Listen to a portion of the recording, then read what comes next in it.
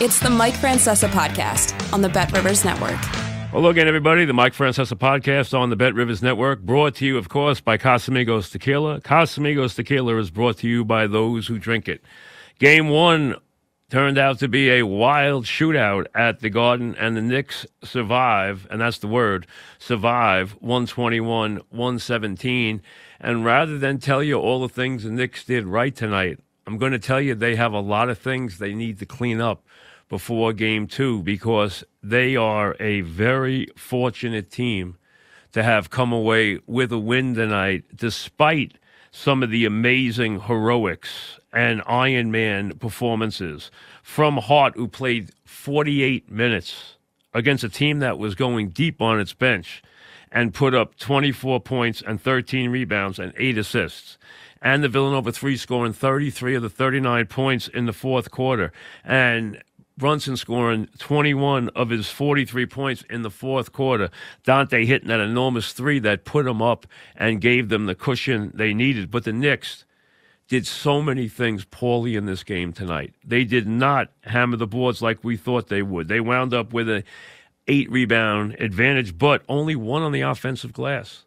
They did not have the advantage that they thought they'd have, or everybody, including me, thought they'd have on the glass tonight. They turned the ball over repeatedly, and their end-of-game turnovers were frightful. I mean, if not for a questionable call. Now, listen, Turner was moving on the screen. He was moving.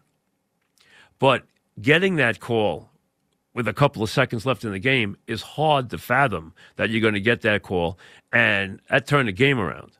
I mean, this is a game that Indiana could have won 18 different ways from Tuesday and didn't win. And it has to be sick that they didn't win it, because their game plan was terrific. They were going to use their bench. They played 9 players early. They got everybody in the game. They got some enormous bench scoring tonight. I mean, the bench scoring was unbelievable. The Knick bench got outscored tonight. Are you ready? 46-3. 46-3. They got outscored on the bench tonight. Why? Because they played Iron Men. They didn't go to McBride after he didn't get in the game early. Indiana made it very difficult on the Knick guards because they made it that they had someone to guard. They decided, you know what? We are going to make Brunson play both ends of the floor. He did. He wound up scoring 21 points in the second half, 14 for 14 from the foul line, hitting clutch basket after clutch basket. But McConnell talked about him being a pain in the neck in this series. 18 points in 22 minutes. Obi Toppin, 12 points in just 19 minutes. Shepard and Jackson, 8 points apiece off the bench, getting it from everywhere. I mean, it was a very, very smart Indiana game plan. We are going to spread them out. We are going to use our ball movement. We are going to push the pace, and we are going to use our depth, and we are going to attack their scorers and make them play both ends of the floor. And it was hard for the Knicks. The Knicks had a lot of trouble handling Turner, who killed them. He scored 23 points. Killed him in the pick and roll. Killed him when he posted up. Siakam posted up and hurt them in there. Knicks are going to have trouble in this series guarding these guys. There's no question about it, because they give you difficult people to guard. Dante can handle Halliburton, but who's going to handle McConnell?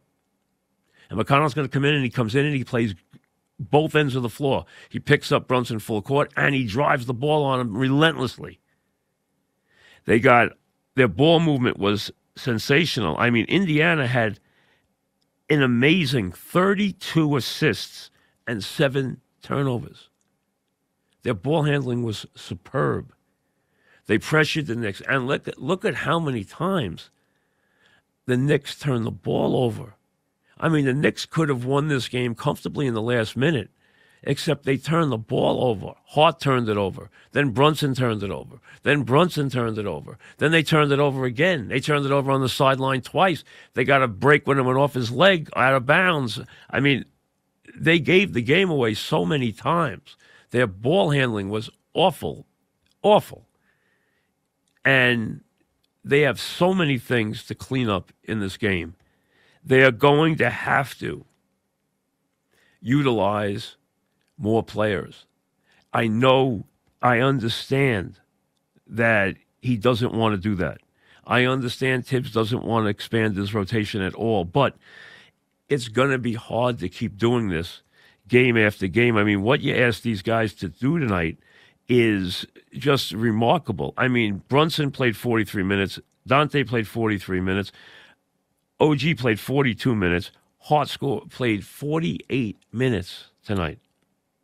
And even Hartenstein played 36 minutes.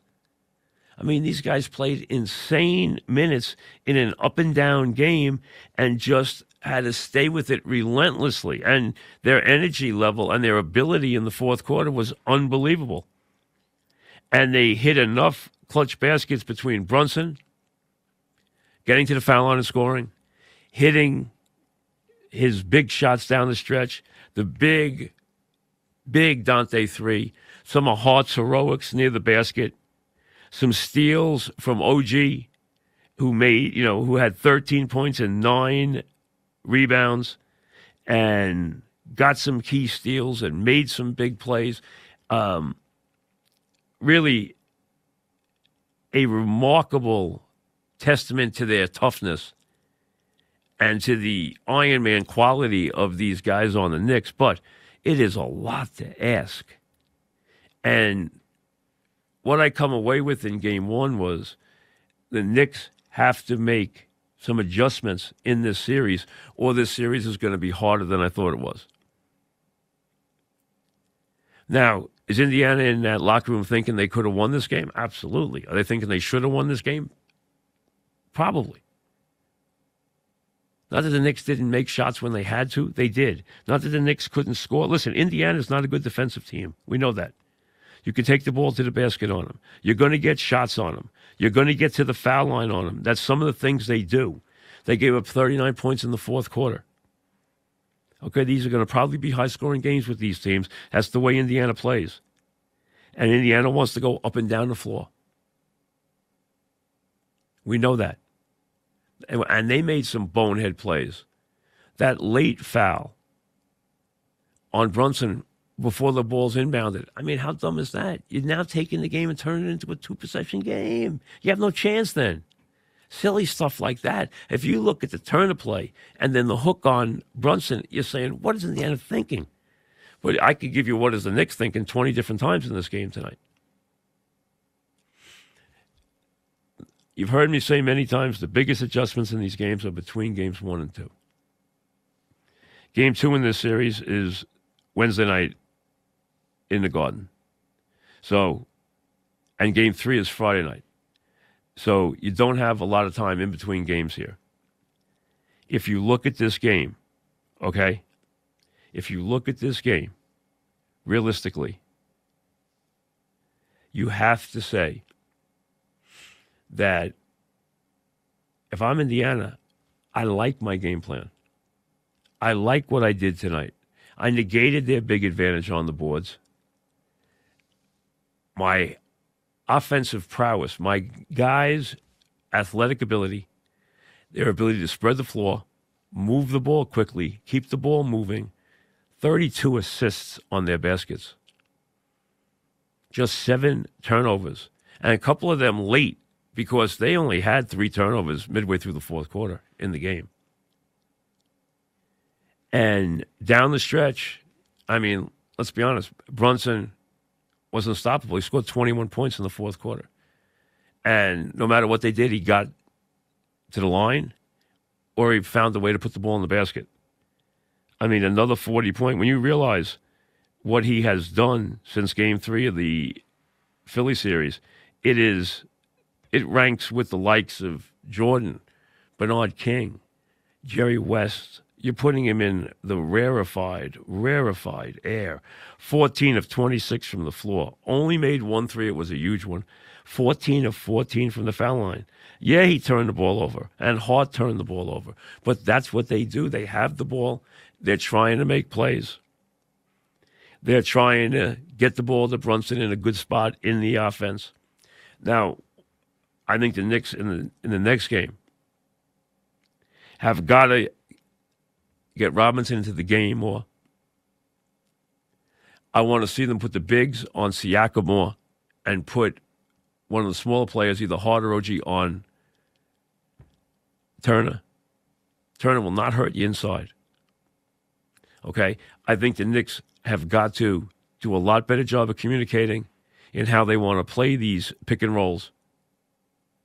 And you know what? I'd like to see them stay at home a lot more with their defense. I really would. I'd like to see them try to turn this into much more of a half court. Instead of sending everybody to the offensive glass all the time, try to get some more floor balance on them because they're trying to leak out and get an easy basket in transition.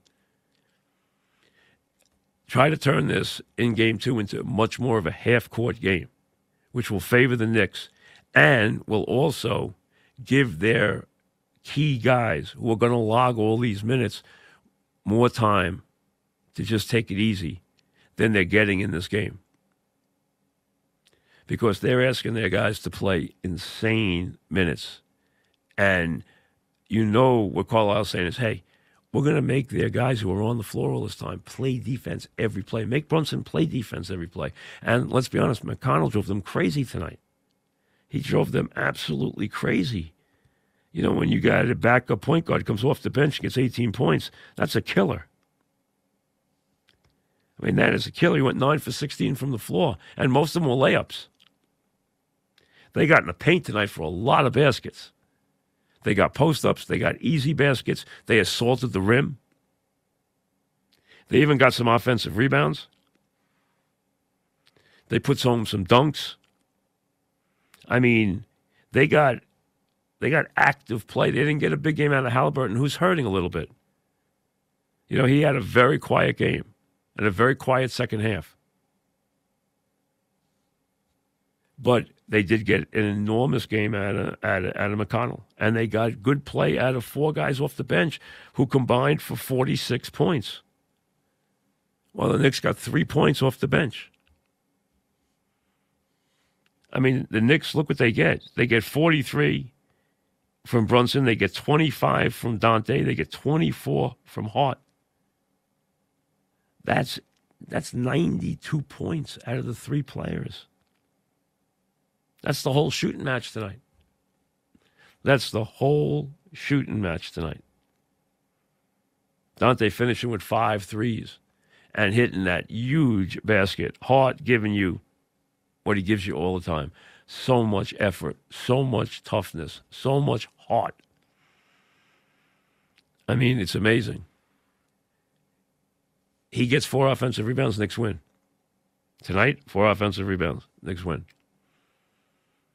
But Knicks have to, if you're a Knicks fan and you're leaving that building, you're a Knicks fan, you're in your car right now, you're a Knicks fan and you're just home right now, or wherever you are listening to this, you know that they got lucky and stole one tonight.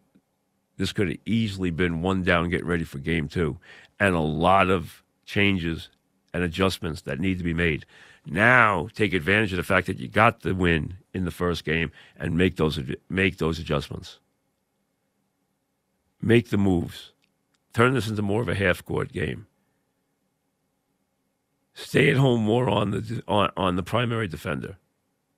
Make the adjustments on who's going to guard whom in the big spots.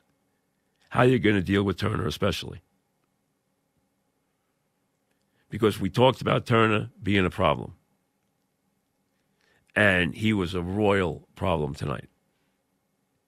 They scored a lot of points in the paint. They got a lot of easy baskets.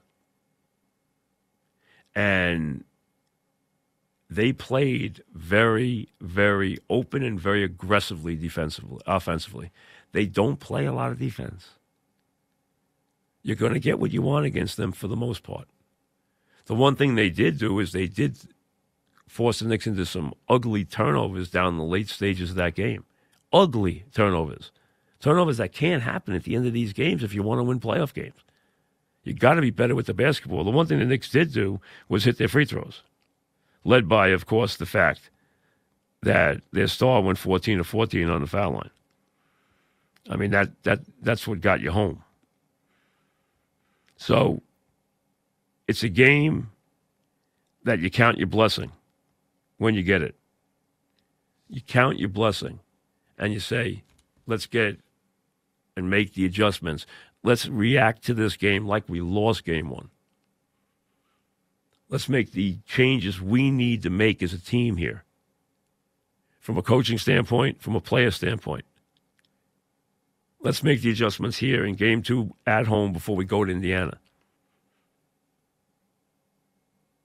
Because Indiana's thinking, hey, we let one get away, but we dictated terms of how this game was going to be played tonight. And they did. This game was played on Indiana's terms for too long this evening. It's got to be played more on the Knicks' terms. And it wasn't. And that has got to change for game 2. And he has got to give his bench more of a chance to perform in this thing, because it's too hard to beat 9 with 5 every night. It's just very difficult to do. Even when you got a couple of Iron Men, and they do have a couple of Iron Men. But hey, you put your head on a pillow tonight and say, hey, got one. That maybe could have easily wound up in the other column. Doesn't matter. It's a win. Now build on it and do the things that have to be done in game 2. The playoffs are about adjusting. They're about making the changes. You saw what they did. They are going to play that way in game 2. The only thing I think they will change is how they attack Brunson in the half court. They're probably going to try to go bigger on him, and they're probably going to try and go more double teams on him than they went to this evening.